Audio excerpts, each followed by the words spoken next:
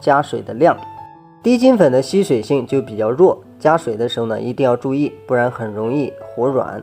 还有中筋粉，咱们加水的时候呢，一般面粉的一半就足够。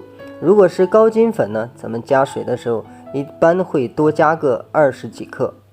同时大家还要注意，不同批次的面粉生产出来之后呢，它的吸水性还是有一些偏差，偏差的范围呢一般在30克以内。